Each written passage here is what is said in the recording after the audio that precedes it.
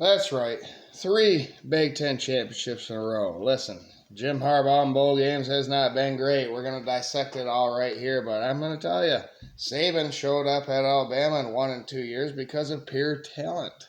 The Southern talent that he has. He couldn't win at Michigan State. He couldn't win in the NFL versus other great potential quarterbacks and coaches and players. He went to Alabama after winning at LSU, went back to the SEC, saw that it was easy, and took it over. And he has dominated, and that's fine. Simpletons. You can get great players down there. And it's easier to get them into your university down there as well. All right, 2015 is Michigan's Jim Harbaugh's first season here at the University of Michigan. He went 9-3 in the regular season, going into the Citrus Bowl versus Florida. It was Harbaugh's first season, and the players were amped up to play a team that Michigan is dominant against historically, 4-1 versus Florida to recent date. Michigan won that game 41-7, coming out of the dark age of Michigan football, where we had awful coaches like Rich Rod and Brady Hoke before Jim Harbaugh had to rebuild this thing. The players were amped for a postseason game for an SEC team, and they won convincingly in Harbaugh's first season. After that, expectations got a little bit harsher for Harbaugh. Michigan in 2016 was 10-2 going into the bowl season after a deflating game versus Ohio State in Harbaugh's second season because of a spot on the field. If Michigan got that favor of that spot, it could be a whole different story. They would have been 11-1 and went to the Big Ten championship game and won that game, and that would have been Harbaugh's first playoff way back in 2016. The team didn't wake up for that game because they were demoralized until the second half of that Orange Bowl game versus Florida State. Michigan came back but lost 32-33.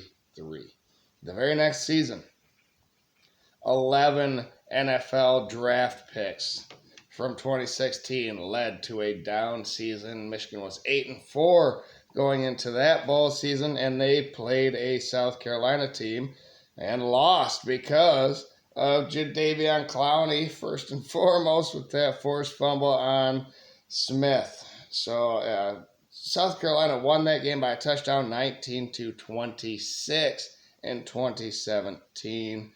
In 2018, the very next year, Michigan bounced right back. They were 10-2 after another beatdown of Ohio State over Michigan. Florida got revenge on us then too. We were demoralized again. Could have been one loss going to the playoff again, and yet we were playing Florida, a team that we just destroyed a couple years later. Couple that with a game that's far from home for Michigan, and the passion just was not there for our players and coaching staff. In that season, we lost that game. In 2019, the next season, Michigan was 9-3 going into postseason, and Michigan played Alabama close in that game, even with Josh Gaddis as offensive coordinator. Michigan was pretty close in the first half. Alabama, of course, pulled away in the end. Michigan had not had the great depth that they have now at that point. It was great in terms of Michigan winning. In 2020, that was great in terms of Michigan gaining depth, but it was not a great season. Michigan went 2-4, 2-4, which probably, statistically, it's probably the worst Michigan season in history. But Harbaugh was dealing with COVID that season. The whole team came down with it, and we couldn't play Ohio State. Not our fault, but it was the turning point for Michigan football. The program was down in wins. Losses that year was 4 losses. So after that, and that's when Michigan really woke up. In 2021, Kenneth Walker handed Michigan their first and only loss. In the regular season, Michigan was 12-1 going into their first playoff appearance ever and went up against a buzzsaw that was Georgia in the semifinal. Michigan lost 11-34, but a freshman in J.J. McCarthy came in for Cade McNamara at the end of that game and scored Michigan's only 11 points in that game late. So we saw what he could do. A lot of us wanted him to start that game instead of Cade McNamara, which actually it took a couple of games the next season in 2022 until JJ won the job at quarterback in Game 3 of that season. Michigan went undefeated 13-0 going into the game versus TCU in another playoff semifinal. The game plan was the reason Michigan lost, in my opinion. They had that big run right off the bat and then tried to get cute. They went away from what works. They put too much on JJ's plate in his first playoff start. And he threw 2 pick sixes. But he fought back in that game, throwing for a lot of yards and a lot of completions, and Michigan only lost by 6 points, 45-51,